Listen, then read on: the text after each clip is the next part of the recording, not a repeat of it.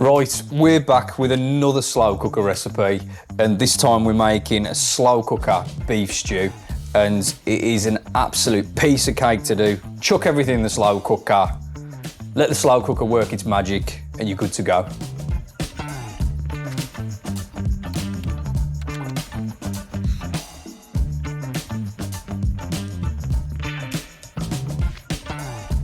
Grab your slow cooker, and we're going to prep all of the fresh ingredients now. So I've got 500 grams of stewing steak.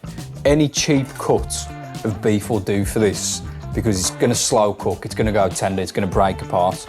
What we're going to do is we're going to coat the beef in a little bit of flour in the slow cooker, and all this is going to do is just going to help thicken the sauce. So I'm happy with that. Got a few sprigs of thyme, get that in there as well, and then we're going to start prepping our fresh ingredients. So I'm going to finely dice the onion, quite small, and it'll almost just kind of dissolve into the sauce. Onion in. Got 2 large potatoes. I'm not going to even bother peeling them. Just cut them into chunks.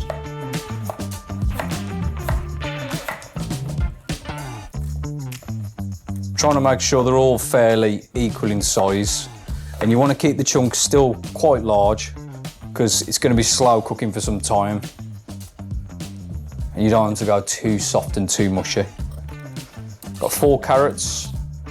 Just going to give these a peel. It's a lovely peeler, that is. So just top and tail the carrots.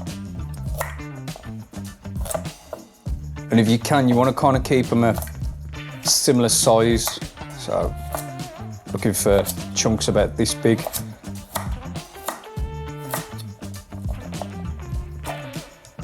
And what I love about this type of cooking is you just dash everything into the slow cooker and it does all the work for you. As much or as little garlic as you fancy. I'm just going to use a couple of cloves. So just run the knife through that garlic. We'll get that in there as well. I'm going to add a couple of teaspoons wholegrain mustard. You could use English mustard if you wanted to. About a tablespoon of tomato puree in there.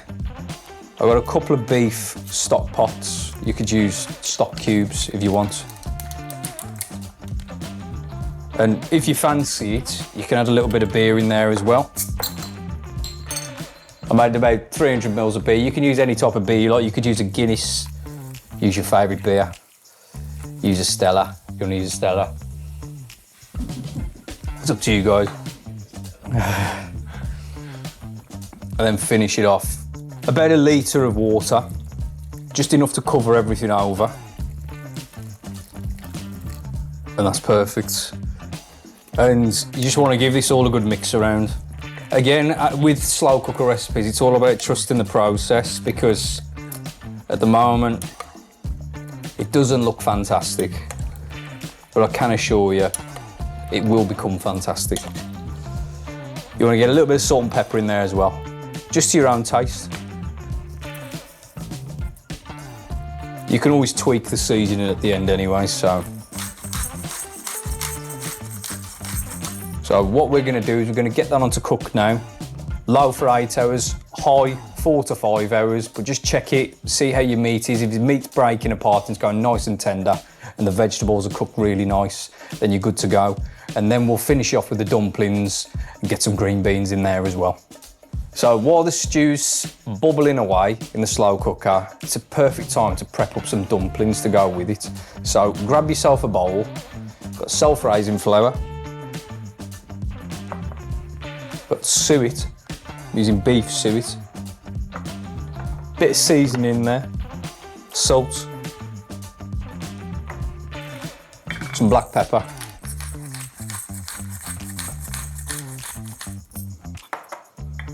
I'm also going to add just a little bit of fresh parsley in there as well.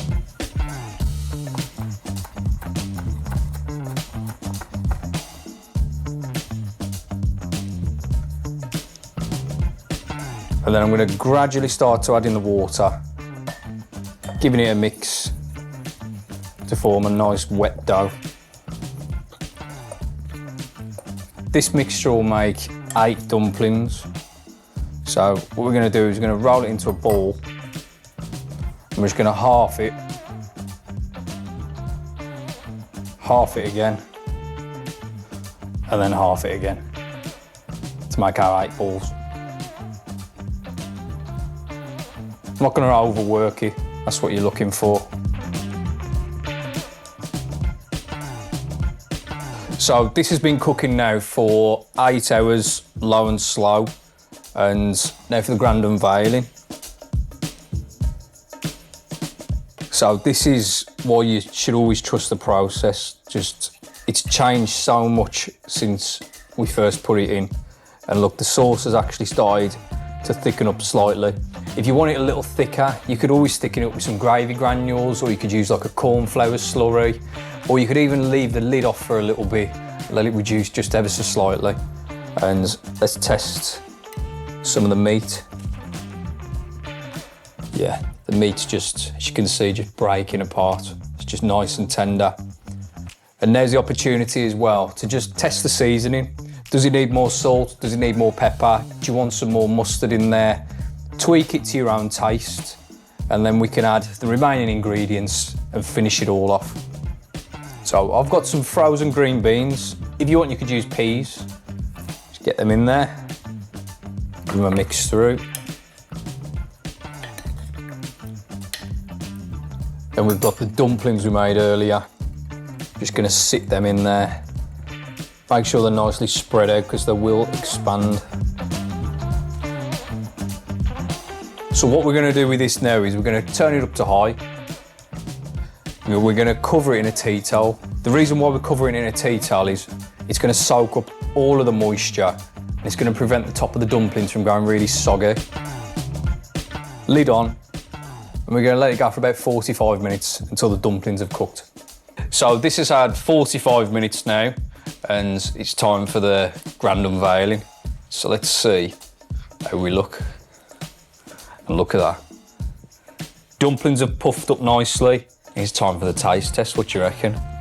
I'm gonna garnish it off with a bit of parsley, just for a bit of colour on there. And just look at the state of it. The definition of trust the process.